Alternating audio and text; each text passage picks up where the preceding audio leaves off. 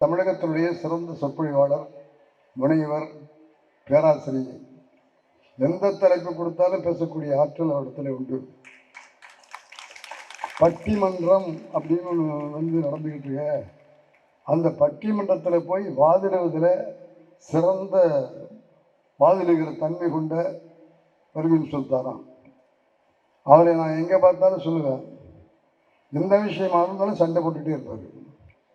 பட்டிமன்றத்தில் சண்டை போடுவதில் அவருக்கு ஒரு தனி ஆர்வம்.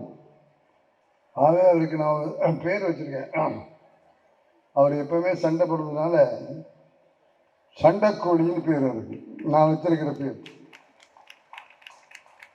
ஆகவே சண்டைக்கோழியாக இருந்தாலும் நல்லவைகளுக்காக சண்டை போடுவதனாலே பர்வீன் சுல்தானை மனமாற வாழ்த்துகிறேன். நீங்களும் வாழ்த்துங்க.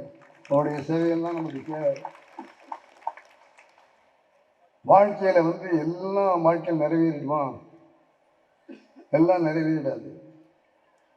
நான் கிட்டத்தட்ட 71 படங்களை இயக்கியிருக்கிறேன். அதில் அண்ணன் சிவாஜி அவர்களை வைத்து 3 படங்களை இயக்கியிருக்கிறேன். சூப்பர் ஸ்டார் ரஜினிகாந்தை வச்சு 25 படங்களை இயக்கியிருக்கிறேன். உலகநாயகன் கமலஹாசனை வச்சு 10 படங்களை இயக்கிறேன். அதுமாரி இதுக்கு பிறகு விஜயகாந்த், சத்யராஜ், பிரபு, ஜெய்சங்கர், முத்துராமன் சார், இப்படியெல்லாம் சேர்த்து மொத்தம் 71 படங்களை நான் இயக்கி இருக்கிறேன் என்பதை உங்களிடத்தில் மகிழ்ச்சியோடு பதிவு செய்கிறேன். 71 படங்களை இயக்கி இருக்கிற உனக்கு என்ன குறை? எதை வருத்தத்தோடு சொல்ல போற அப்படின்னு கேட்குறீங்களா?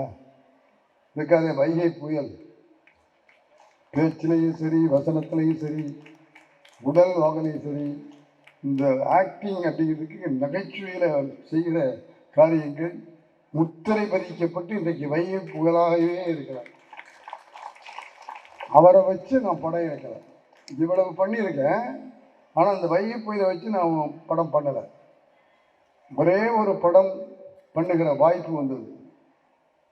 கவிஞர் வாலி அவர்கள் கதை வசனம் எழுதி வடிவேலு சாரை கதாநாயகனாக போட்டு எடுக்க நினைத்த படம். வசனமெல்லாம் ரெடி ஆயிடுச்சு, டைட்டிலாம் ரெடி ஆயிடுச்சு. அதுக்கு பெயர் இளையராஜாவின் மோதிரம். இளையராஜாவின் மோதிரம்ங்கிறத வச்சு இளையராஜாவை ஒருத்தர் நினச்சிக்கிட்டே இருந்து அவனுடைய வழிகாட்டுதலில் வாழ வேண்டும்னு நினச்சி அந்த பையன் இளையராஜா இளையராஜான்னு சொல்லியே பெரிய ஆளாக இளையராஜா ஒரு மோதிரத்தை போட்ட உடனே அவர் சிறந்த இளையராஜா பக்கத்தராக வெற்றி பெறுகிறார் என்பதுதான் கதை. அந்த கதையெல்லாம் சொல்லி ஓகே வாங்கி எல்லாம் பண்ணிட்டோம். கடைசியாக Ilaiyaraaja sir sir sir sir Muthuraman sir, என்ன ராஜா, என் பேரில் டைட்டில் வச்சு என்னை வச்சு ஒரு கதை எழுதி படம் எடுக்கிறதுல எனக்கு அவ்வளவு திருப்தி இல்லை, தயவு செஞ்சு அதை விட்டுடுங்க அப்படின்னு இளையராஜா சொன்ன காரணத்தினால அந்த படம் டிராப் செய்யப்பட்டது, எடுக்காமல் விட்டுட்டோம். ஆகவே நம்ம வடிவேலோடு நான் டைரக்ட் செய்ய வேண்டிய வாய்ப்பு நான் இழந்து விட்டேன். ஆனால் ஒன்று சொல்லுகிறேன், இன்னும் நேரம் காலமும் சரியா இருந்தால் நானும் நீங்களும் நிச்சயமா சந்திக்கணும் அப்படின்னு இந்த மக்கள் பதிவு செய்து கொள்ள ஆசைப்படுகிறேன். முத்துவேல் கருணாநிதி ஸ்டாலின் அவர்களுடைய பிறந்த நாளுக்கு முதலில் அவர் நீண்ட ஆயுளோடு, நலத்தோடு, சுகமாக, மன அமைதியோடு இந்த இறுக்கங்களெல்லாம் கொண்டு தரையில் ஏற்றிக்கொள்ளாமல் அமைதியாக வாழ வேண்டும் என்று நான் மட்டுமல்ல, மேடையில் இருக்கிறவர்களையும் உங்களையும் சேர்த்துக்கொண்டு வாழ்க வாழ்க வாழ்க என்று வாழ்கிறேன். நம்முடைய ஸ்டாலின் அவர்களை செதுக்கிய சிற்பிகள் அப்படின்னு அவர் ஸ்டாலின் அவர்களை எழுதியிருக்கிறார்கள். சுயமரியாதை கொள்கின்ற தந்தை பெரியார். கைதட்ட மாட்டீங்களா? அவரை நமக்கு கிடைத்திருக்கிற ஸ்டாலினை யார் இப்படி சிற்பமாக ஆக்கினார்கள் என்றால் ஸ்டாலின் சொல்ற ஸ்டேட்மெண்ட், என்னை சிற்பிகளாக ஆக்கியவர்கள் சுயமரியாதை தந்தை பெரியார். தினமான எழுச்சியை உண்டாக்கிய பேரறிஞர் அண்ணா.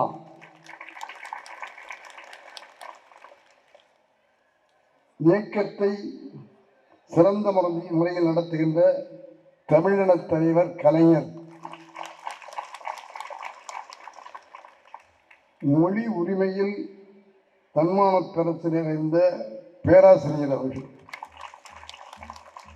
இந்த 4 பேரும் தான் என்னை முறைப்படுத்தினார்கள், நெறிப்படுத்தினார்கள். அந்த 4 பேருக்கும் என்னுடைய நன்றி என்று நம்முடைய ஸ்டாலின் அவர்கள் சொல்லியிருக்கிறார்கள். அவர் ஸ்டாலின் அவர்கள் சொன்னதை நான் ஆமோதிக்கிறேன். அந்த 4 பேரையும் இருகரம் கூப்பி நாம் வணங்குவோம். அவர்கள்தான் நமக்கெல்லாம் வழிகாட்டு. முத்துவேல் கருணாநிதி ஸ்டாலின் என்கிற நான் என்று குறிப்பிட்டார். முதலமைச்சராக பதவியேற்கிற போது கைதட்டல் இடிமுழக்கம் போல் கேட்டது.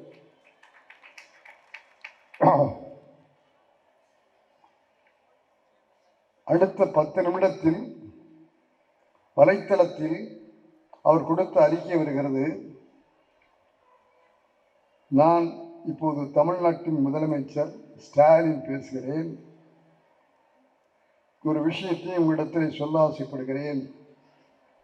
நான் திராவிட குடியைச் சேர்ந்தவன். நான் திராவிட குடியைச் சேர்ந்தவன். நான் திராவிட இடத்திலிருந்து வந்தவன் என்று மு.க. ஸ்டாலின் அவர்கள் தமிழக முதலமைச்சரானவனே மக்கள் கொடுத்த முதல் செய்தி இந்த செய்தி தான். ஆகவே நாம் திராவிட இனம், நம்முடைய குடிமக்கள் திராவிட இனத்தைச் சேர்ந்தவர்கள் என்று சொன்னார். அப்படி சொன்னார் என்றால் அதனுடைய வேறு எங்கே இருக்கிறது தெரியுமா? பேரறிஞர் அண்ணா அவர்கள் மாநில அவையில் முதல் பேசுகிறார். முதல் பேசுகிற போது அண்ணா சொன்ன முதல் வார்த்தை, நான் திராவிட குடியிலிருந்து வந்திருக்கிறேன், திராவிட இனத்திலிருந்து வந்திருக்கிறேன், திராவிட மண்ணிலிருந்து வந்திருக்கிறேன் என்று அண்ணா அவர்கள் சொன்ன விஷயத்தை அப்படியே எடுத்துக்கொண்டு ஸ்டாலின் அவர்கள் சொன்னார். ஏன் இப்படி சொல்றேன் அப்படின்னா, பெண்ணை சொல்ல பயப்படுறாங்க.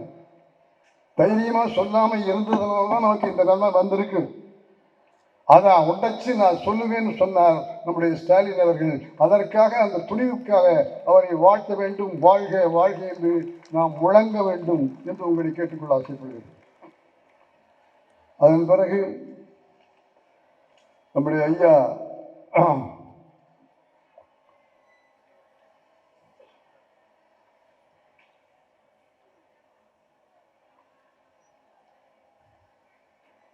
கோபாலபுரத்தில்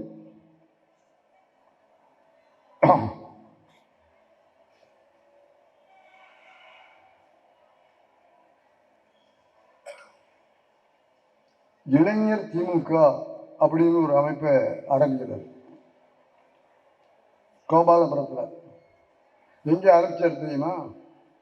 அந்த பகுதியில் ஒரு மொழி திருத்தகம் முடிவெற்ற இடம்.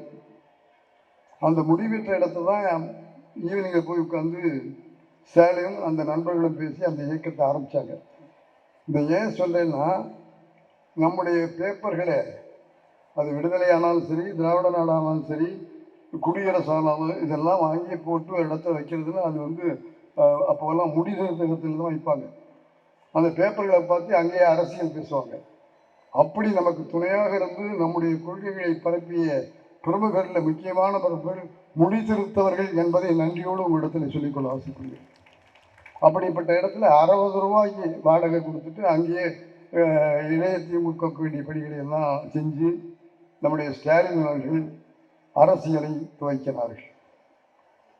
அதுக்கு பிறகு அவர்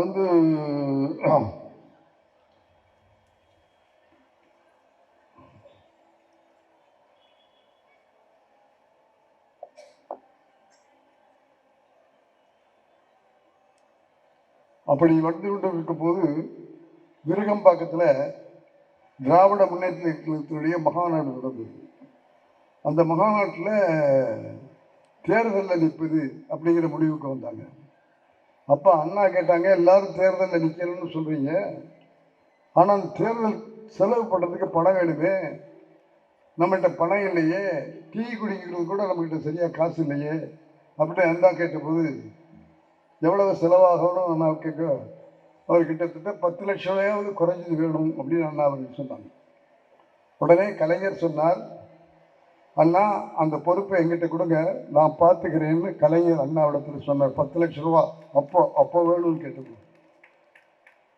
அதன் பிறகு கலைஞர் அவர்கள் எந்த கூட்டத்துக்கு போனாலும் அந்த கூட்டத்தில் தேர்தலுக்காக நிதி வேணும்னு பணம் வாங்குவார், கொடி ஏற்றணும் பணம் வாங்குவார், பேர் வைக்கணும் பணம் வாங்குவார், திருமண விழா நடத்தணும் பணம் வாங்குவார்.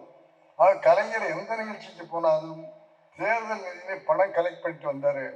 கலெக்ட் பண்ணிட்டு வந்து அந்த மகாநாட்டின் போது அண்ணாவிடத்துல, அண்ணா நீங்க 10 லட்சம் கேட்டீங்க, 11 லட்சம் கொடுக்கிறேன்னு 11 லட்சத்தை கலைஞர் அவர்கள் கொடுத்தார். அதை நன்றி அண்ணா எப்படி நன்றி சொன்னார் தெரியுமா? அந்த வேட்பாளருடைய பேரை ஒவ்வொரு தொகுதிக்கு யாராருன்னு சொல்லிட்டே வந்தார். சைதாப்பேட்டை தொகுதி பேர் சொல்லல, மிஸ்டர் 11 லட்சம்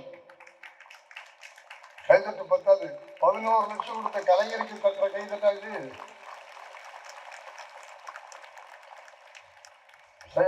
தொகுதியில மிஸ்டர் 11 லட்சம் நிற்பார் சொன்ன கைதட்டம் அந்த அளவுக்கு கைதட்டல் இருந்தது. அது அந்த நிகழ்ச்சியை ஏன் இப்ப சொல்றேன் அப்படின்னா, இந்த மாதிரி ஒரு சூழ்நிலை ஸ்டாலினுக்கு வந்தது.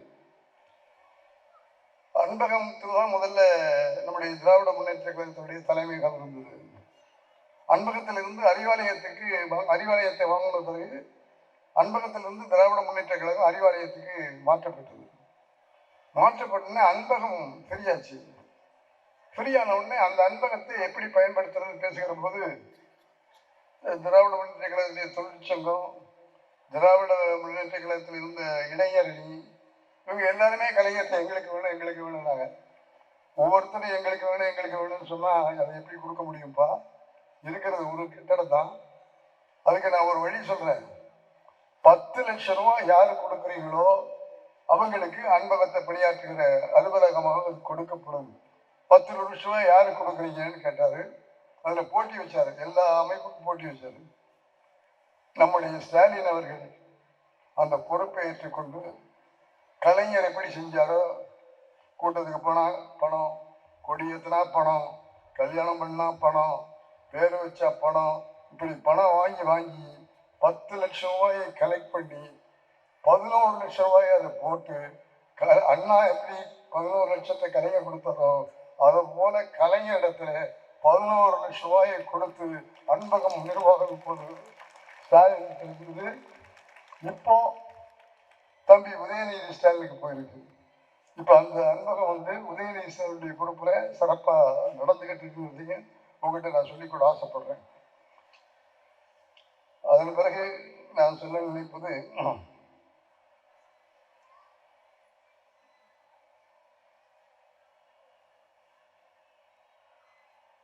ஸ்டாலினுக்கு பெயர் வைக்கிறவங்க கலைஞர் அவர்கள் முடிவு பண்ணி வச்சிருந்தாங்க. மெரினாவில் ஒரு கூட்டம் ஸ்டாலினுக்காக நடத்தப்படுகிறது. பெரிய கூட்டத்தில் கலைஞர் அவர்கள் பேசிக் கொண்டிருக்கிற போது ஸ்டாலின் பிறந்த செய்தியை ஒரு பேப்பர்ல கொடுக்குறாங்க. வாங்கி பேப்பரை பார்த்தவரு அந்த மேடையிலேயே அனௌன்ஸ் பண்ணாரு, நான் இப்போ ஸ்டாலினுடைய மீட்டிங்ல பேசிட்டு இருக்கிறேன், எனக்கு மகன் பிறந்திருக்கிறான் இந்த செய்தி வந்திருக்கிறது. ஆகவே இந்த மேடையிலேயே என் மகனுக்கு பெயர் வைக்கிறேன். என்னுடைய மகனுக்கு பெயர் ஸ்டாலின் என்று பெயர் வைத்தார். எல்லாரும் வீட்டில் பேர் வைப்பாங்க, சுற்றத்தோட பேர் வைப்பாங்க, நண்பர்களோட பேர் வைப்பாங்க. கலைஞர் 10,000 15,000 பேர் கூடியிருந்த மக்களுக்கு மத்தியிலே தன் மகன் ஸ்டாலினுக்கு பேர் வைத்தார். அந்த பேர் தான் ஸ்டாலின். அவருடைய விளைவுக்கு ஒரே ஒரு நிகழ்ச்சி, ஸ்டாலின் பேர் வச்சதுனால வந்த வம்பு, அவரை பள்ளிக்கூடத்தில் சேர்க்கிற காலம் வந்தது. குட்ஷிப்பர் கான்வென்ட்ல கொண்டு போய் நம்முடைய மாறன் சார், முரசொலி மாறன் அவர்கள் பையனை சேர்க்கறதுக்காக கொண்டு போறாங்க. கொண்டு போன உடனே அந்த பிரின்சிபால்கிட்ட சேர்க்கணும்னு சொல்லும்போது மனு எழுதுறாங்க. எழுதும்போது பேருக்கு ஸ்டாலின் எழுதி கொடுக்குறாங்க. கொடுத்த உடனே அவங்க சார் ஸ்டாலின்னு பேர் வச்சா எங்க பள்ளியில சேர்க்க மாட்டோம், பேரை மாத்துங்க அப்படின்னு சொன்னாங்க. மாறன் சார் கலைஞர்கிட்ட பேரை மாற்ற சொல்றாங்க. பேரை மாற்ற மாட்டேன், பள்ளியை மாத்தினார். ஆகவே கலைஞர் எந்த அளவுக்கு உறுதியா இருந்தா அந்த அளவுக்கு கொள்கையில உறுதியா இருந்ததுனால நிச்சயமா அந்த ஸ்டாலினுடைய பேர் மாற்றப்பட்ட பள்ளியை மாற்றணும், பள்ளியை மாற்றணும். ஆரம்பத்திலேயே போராட்டம் தான், பேர்லேயே போராட்டம். அதே போல திமுக கூட்டங்களில் கொஞ்சம் கொஞ்சமா பேச ஆரம்பிக்கிறார் ஸ்டாலின். அந்த ஆசை பேசணும், அந்த கொள்கையை பரப்பணும், அந்த முடிவெல்லாம் வந்தபோது நிறைய கூட்டங்களை பேசிட்டு இருக்காரு. கோவையில மாணவர் மகாநாடு நடக்குது, அங்க போறாரு. அங்க போய் அப்போ சாதாரண ஸ்டாலின், அவருக்கு பேசுறதுக்கு பேர் போடல. அங்க இருந்த தலைவரிடத்துல சொல்லி நான் ஒரு 2 நிமிஷமாவது பேசணும் அப்படின்னு அந்த தலைவரை கேட்கிறாரு. அவர் 2 நிமிஷம் தானே, சரி பரவாயில்ல பேசுங்கன்னு சொல்லிடுறாங்க. அவர் பேசினார், மாணவர்களே நாம மாநாடு கூடி கலைஞ்சு போகக்கூடாது. இந்த மாநாடு கூடி போனா நமக்கு கொள்கையில நாம ஏதாவது செய்யணும். நான் ஒரு உறுதியை சொல்ல ஆசைப்படுறேன். இந்த கொள்கைக்காக என்னுடைய உயிர் தேவைப்பட்டால் அந்த உயிரையும் இந்த கொள்கைக்காக கொடுப்பேன் என்று மாநாட்டு மேடையிலே அவர் அறிவித்தார். இதை பார்த்த கலைஞர் பையன் படிப்பை கெடுத்துக்கிட்டுருவான் அப்படின்னு பயந்துட்டாரு. அந்த மேடையிலேயே சொன்னார், மாணவர்களா இருக்கிற நீங்க எல்லாரும் சேர்ந்து இந்த மாதிரி கொள்கைக்காக போராடுறோம், உயிரை கொடுக்குறோம் அப்படின்லாம் சொல்றீங்க. தயவு செஞ்சு இந்த நிலையில அரசியலுக்கு நீங்க வராதீங்க. அரசியலை கத்துக்குங்க, அரசியல்னா என்னன்னு புரிஞ்சுக்குங்க, அரசியலை படிங்க. அப்படியெல்லாம் படிச்சு பட்டவங்கள பிறகு கழகத்துக்கு வாங்க, கட்சியை வளருங்க, கொள்கைக்காக உயிரை கொடுங்க என்று மேடையிலேயே சொன்னார். அது சொன்னது எல்லா மாணவர்களுக்கும் மட்டும் அல்ல, ஸ்டாலினுக்காகவும் சொன்னார். இது ஸ்டாலின் காதல வாங்கினாரா? இல்லை. பழையபடியில் அதே எண்ணம், அதே உழைப்பு, அதே போராட்டம், அப்படிதான் வாழ்க்கை இருந்தது. அப்புறம் எப்படியோ கஷ்டப்பட்டு எல்லாம் பண்ணி சத்தம் போட்டு, எம்ஜிஆர் சத்தம் போட்டு, அப்பா சொல்றபடி கேளு அப்படிலாம் கேட்டு, அதன் பிறகுதான் பட்டம் படித்து அந்த பட்டத்தை அவர் வாங்கினார். அப்படிப்பட்ட நம்முடைய கலையை முரசொலிக்காக அவர் செஞ்ச பணிகள்லாம் கேட்டீங்கன்னா, முரசொலி தான் கலைஞருடைய மூத்த பிள்ளை. கலைஞரை போய் உன் பிள்ளை யாருன்னு கேட்டால் மூத்த பிள்ளை முரசொலின்னு சொல்லுவார். அந்த முரசொலிக்கு ஆசிரியர் கலைஞர், துணை ஆசிரியர் முரசொலி மாறன். அமிர்தம் அவருடைய அக்கா பையன், எங்களுடைய ஒளிப்பதிவாளர், அவர் தான் புகைப்பட கலைஞர். அதே போல செல்வம் பல கட்டுரைகளை எழுதுவார். ஆகவே முரசொலியை வளர்த்த பெருமை கலைஞருடைய குடும்பத்தையே சாரும். அந்த முரசொலியில போய் நம்முடைய ஸ்டாலின் அவர்கள் சேர்ந்து பார்சல் கட்டுறது, அனுப்புறது, தினப்பலன் ஒரு பகுதியை ஆரம்பிச்சு அந்த தினப்பலன் என்னென்ன இந்த நாட்டில் நடக்குங்கிறத அந்த விஷயங்களை எல்லாம் சொல்லி கட்டுரைகள் எழுதுவது, இப்படி முரசொலியோடு தன்னை இணைத்து கொண்டு கழகத்துடைய கொள்கைகளை முரசொலித்தார் ஸ்டாலின் என்பதை உங்களிடத்திலே பதிவு செய்து கொள்ள ஆசைப்படுகிறேன். ஆகவே ஒரு குடும்பமே ஒன்னா சேர்ந்து பணியாற்றினாங்க அப்படின்னா அது முரசொலிக்கு கிடைச்ச பெரிய பேர். அதன் பிறகு நம்முடைய ஸ்டாலின் அவர்கள் நாடகத்துறையில, திரைப்படத்துறையில, தொலைக்காட்சி துறையில, இப்படி எல்லாத்துலேயுமே பணியாற்றினாரு, தொண்டு செய்தாரு. அதன் மூலமாக கழகத்தினுடைய கொள்கைகளை பரப்பினாரு. அப்படிப்பட்ட அவர் சினிமாவையும் தயாரித்தார், தயாரிப்பாளர் சினிமாவில். ஆக மொத்தத்தில் ஸ்டாலின் அவர்கள் அரசியலுக்கு மட்டும் சொந்தக்காரர் அல்ல, திரைப்படத்துறையைச் சேர்ந்த எங்களுக்கும் அவர் சொந்தக்காரர் என்பதை மகிழ்ச்சியோடும் பெருமையோடும் நன்றியோடும் இங்கே நான் சொல்லிக்கொள்ள ஆசைப்படுகிறேன். அவர் மட்டுமல்ல, அவருடைய பிள்ளை தயாநிதி மாறன், அவரும் இன்னைக்கு தயாரிப்பாளர், நடிகர், தயாரிப்பாளர். அந்த வருஷம் அந்த ரத்தம், கலைஞருடைய ரத்தம் அப்படியே தொடர்கிறது. ஆகவே திரைத்துறையினுடைய சார்பில் நாங்கள் எங்களுடைய உளமார்ந்த நன்றியை கலைஞருக்கும், ஸ்டாலின் அவர்களுக்கும், உதயநிதி அவர்களுக்கும் எங்களுடைய மனமார்ந்த வாழ்த்துக்களையும் நன்றியும் திரைப்படத்துறையினுடைய சார்பிலே தெரிவித்துக் கொள்கிறோம். அதே போல திரைப்படத்துறைக்கும் கலைஞர் செய்யாத உதவிகள் இல்லை, அவ்வளவு உதவி செஞ்சிருக்கார் கலைஞர். அதே போல ஸ்டாலின் அவர்களும் தொடர்ந்து உதவிகள் செய்து கொண்டு வருகிறார். முக்கியமாக இப்போது சமீபத்தில் நவீன திரைப்பட ஸ்டுடியோ ஒன்றை பூந்தமல்லியில் கட்டுவதற்கு ஒப்புக்கொண்டிருக்கிறார்.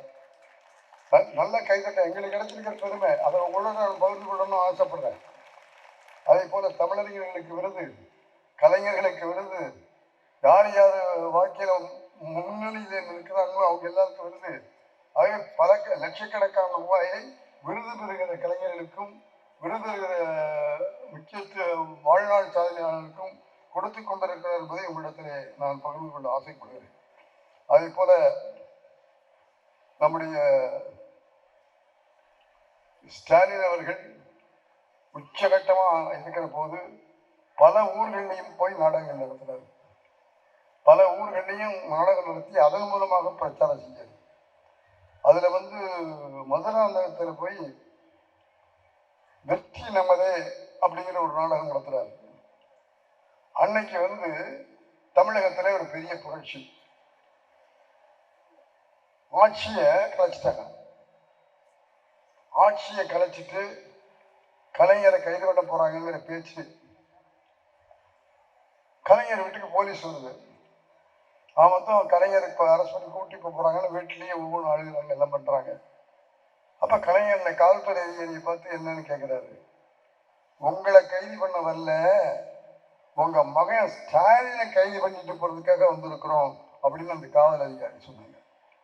அவர் சொன்னா, அவன் மதுராந்தகத்தில் நாடகம் போட போயிருக்கிறான், போட்டுட்டு நாளைக்கு காலையில் வருவான், நீங்க நாளைக்கு காலையில வந்தா நானே உங்களுக்கு தகவல் சொல்றேன், நாளைக்கு காலையில் வாங்கன்னு சொல்லி அனுப்பிச்சாரு.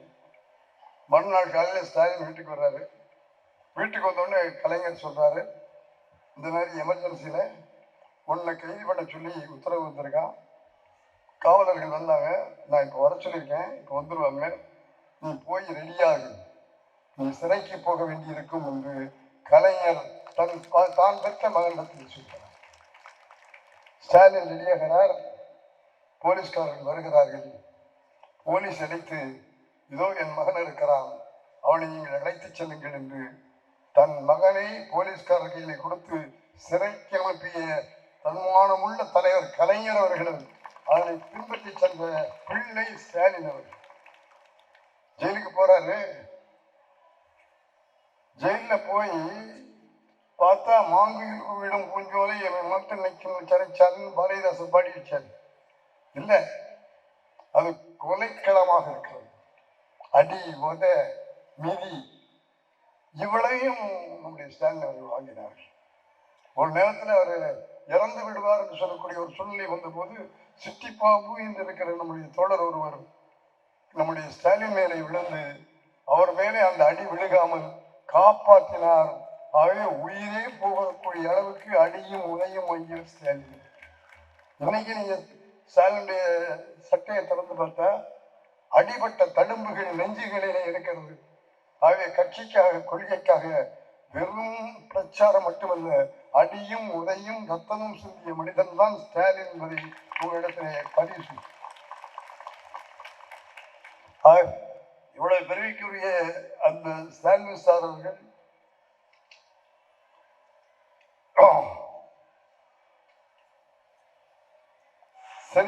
சிறையிலிருந்து வெளியே வர்றாரு. அந்த அடிபட்ட தழும்புகள் எல்லாம் தன் தந்தையிடத்திலே காட்டுகிறார். போர்க்களத்திலே போய் வெற்றி பெற்று வந்த வீரனை போல அந்த தழும்புகளை பார்த்து, தன் மகனுடைய தழும்புகளை பார்த்து கலைஞர் அவர்கள் பெருமையும் மகிழ்ச்சியும் அடைகிறார்கள். அதன் பிறகும் கலைஞர் இவன் அரசியலை தவிர வேற எங்கேயும் போக மாட்டாங்கிற முடிவுக்கு வந்த உடனே அரசியல் பயிற்சி கொடுக்க ஆரம்பிக்கிறார். ஒவ்வொரு பயிற்சியாக கொடுத்து திராவிட முன்னேற்ற கழகத்தினுடைய உறுப்பினராக, செயலாளராக, மாவட்ட செயலராக, வட்ட செயலராக படிப்படியாக ஒவ்வொரு பொறுப்பிலையும் உட்கார வச்சு ஸ்டாலினை தயார் செய்கிறார். அப்படியெல்லாம் தயார் செய்கிற போது கலைஞர் எப்பவுமே நல்லா தெரியும், யார் வேலை செய்யற, யார் வேலை செய்யற மாதிரி ஏமாத்துறாங்கன்னு தெரியும். நான் பல கூட்டங்களில் சொல்லியிருக்கேன், கலைஞர்கிட்ட மட்டும் நீங்க போய் முன்னால நின்றுக்கிட்டு அவர் படத்தை சட்டப்பையில வச்சுட்டு நீங்க வேலை செய்யறீங்கன்னு விட்டுக்க மாட்டாரு. நீ கடுமையா வேலை செஞ்சா அவர் கடுமையா வேலை செய்யலான்னு தெரியும். உனக்கு எப்போ என்ன செய்யணுங்கிறதும் கலைஞருக்கு தெரியும். ஆக அப்படி தன் மகன் கட்சியில படிப்படியாக வளர்ந்து வருகிற போது முழு பயிற்சியும் கொடுத்து, அரசியல் அனுபவங்களை கொடுத்து, அரசியலை கற்றுக் கொடுத்து அவரை மேயராக இந்த அம்மா இருக்கிற பதவியில கைது, இந்த அம்மா பதவி அன்னைக்கு ஸ்டாலினுக்கு கொடுக்கப்படும். ஸ்டாலினுக்கு கொடுக்கப்பட்டது. அதுக்கு பிறகு அமைச்சர் பதவி, அதுக்கு பிறகு துணை முதலமைச்சர் பதவி, இப்படி எல்லாம் வளர்த்து ஸ்டாலினை ஆளாக்கி இன்றைக்கு நம்முடைய முதலமைச்சர் ஸ்டாலின் என்று ஆக்கி. அன்னைக்கே கலைஞர் நினைச்சிருந்தா தன்னுடைய மகனை அந்த நாற்காலியில் உட்கார வச்சுக்க முடியும், செய்யல. தொண்டனாக படிப்படியா வளரணும்னு சொல்லி படிப்படியா வளர்த்து படிப்படியா ஆக்கி அவனை தயார் செய்து அந்த தொண்டன் முதலமைச்சராக ஆனான் என்பதுதான் செய்தி. ஆக கலைஞர் தன்னுடைய மகன் அப்படி உட்கார வைக்கல, தன்னுடைய மகனை தயார் பண்ணி நாட்டுக்கு தேவையானவன் ஆவான் அப்படின்னு சொல்லி இதனால் இவன் முடிக்கும் என்றாய்ந்து அதனை அவன் இருந்து விடல் சொன்னான். இந்த காரியத்தை அவன் செய்வான்னு தெரிஞ்சுக்கிட்டு அவனுக்கு கொடுக்கணும். அது மாதிரி ஸ்டாலின் இந்த காரியத்தை செய்வான் என்று உணர்ந்த பிறகுதான் அவரை மந்திரியாகவும் துணை முதலமைச்சராகவும் இன்றைக்கு முதலமைச்சராகவும் ஆக்கியிருக்கிறார். ஆகவே கலைஞருடைய மகன் ஸ்டாலின் முதலமைச்சர் என்பதை விட கழகத்துடைய தொண்டன் ஸ்டாலின் முதலமைச்சர் என்பதை உங்களிடத்தில் நான் பதிவு செய்து கொள்ள ஆசைப்படுகிறேன். அடுத்து இங்க பேசும்போது எல்லாரும் கலாநிதி சொன்னார், அடுத்த எலெக்ஷன் இருக்கு, அடுத்து 24 பாராளுமன்ற எலெக்ஷன், 26 சட்டசபை எலெக்ஷன், இதையெல்லாம் சொல்லுகிற போது நான் உங்களிடத்தில் ஒரு வேண்டுகோள் வைத்துக் கொள்ள ஆசைப்படுகிறேன். நம்முடைய ஸ்டாலின் அவர்களும் திராவிட இயக்கமும் இந்த தொண்டர்களும் அந்த அளவு உழைத்துக் கொண்டிருக்கிறார்கள். நமக்கு நிறைய எதிர்ப்பும் இருக்கிறது. இதையெல்லாம் தாண்டி வரணும் அப்படின்னா அந்த எதிர்ப்புகளை எல்லாம் தாண்டி நாம வெற்றி பெறணும். 24 ஆனாலும் சரி, 26 ஆனாலும் சரி, அந்த வெற்றிகளை தேடி கொடுத்தால்தான் தந்தை பெரியார், பேரறிஞர் அண்ணா, கலைஞர், ஸ்டாலின் இவங்களெல்லாம் உழைக்கிற உழைப்புக்கு கிடைத்த வெற்றியாக அது அமைய வேண்டும் என்று உங்களிடத்தில் சொல்லிக்கொள்ள ஆசைப்படுகிறேன். இன்னொரு விஷயத்தையும் சொல்லிக்கொள்ள ஆசைப்படுகிறேன். 24, 26 நாம் வெற்றி பெறுவது தமிழக முதலமைச்சர் ஸ்டாலின் அவர்கள் நிச்சயமாக வெற்றி பெறுவதற்கான வழிவகையை நமக்கு அமைத்துக் கொடுப்பார்கள். தமிழகத்துடைய வெற்றி மட்டும் போதாது. தம்பி கலாநிதி இருக்கிற நேரத்தில் சொல்றேன், பாராளுமன்றத்துல எல்லாம் என்ன நடக்குது, எப்படி நடக்குது, நாம ஜனநாயகத்துல இருந்து பாதை தவறி சர்வாதிகாரத்தை நோக்கி போகிறோமோ என்கிற பயம் இருக்கிறது. அதை போக்க வேண்டுமானால் INDIA என்கிற இந்தியா என்கிற அந்த அமைப்பு சிறந்த முறையிலே முன்னுக்கு வந்து நம்முடைய ஸ்டாலின் அவர்கள் அந்த அமைப்புக்கு ஒளிவிளக்காக இருந்து நல்வழி காட்டி நம்ம எதிர்த்து போய்கொண்டிருக்கிற அந்த போக்கை மாற்றி இந்தியாவுடைய ஜனநாயகத்தை, இந்தியாவுடைய தத்துவங்களை, இந்தியருடைய கொள்கைகளை, சமநிலையை உருவாக்குகிற தன்மையை பெரியாரும் அண்ணாவும் கலைஞரும் கண்ட கனவை நாம் நிறைவேற்ற வேண்டுமானால் நாம் சரியான முடிவெடுக்க வேண்டும், சரியாக பதில் காட்ட வேண்டும்.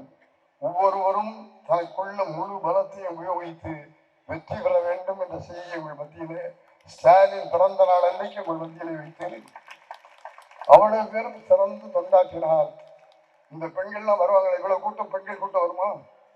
எப்படி வந்தது? எப்படி கொண்டாந்தோம்? திராவிட இயக்கத்துடைய முரசுகளும் பேச்சுக்களும் எழுத்துக்களும் தான் இவ்வளவு பெண்களை இங்கே கூட்டி வைத்திருக்கிறது. முடியும் என்று முயற்சி செய்தால் முடியும், முடியுமா என்று முயற்சி செய்தால் முடியாது. ஆகவே அவங்க எல்லாரையும் நான் வேண்டி கேட்டுக்கொள்ள ஆசைப்படுகிறேன். முடியும் முடியும் முடியும் என்ற நம்பிக்கையோடு செயல்படுவோம். 24, 26 நமக்குத்தான் கூறி இந்த வாய்ப்புக்கு நன்றி கூறி நம்முடைய உழைப்பு நிச்சயமாக பயன்பெறும். இந்த ஒருமைப்பு இது மேலே கீழே மேலே அதெல்லாம் விட்டுடுங்க. நம்ம நினைக்கிறதா நடக்கும். ஆகவே இந்த ஒருமைப்பாட்டை உருவாக்கி இந்தியாவுடைய ஜனநாயகத்தை காப்போம் என்று சொல்லி விடைபெறுகிறேன். வாய்ப்புக்கு நன்றி, வணக்கம்.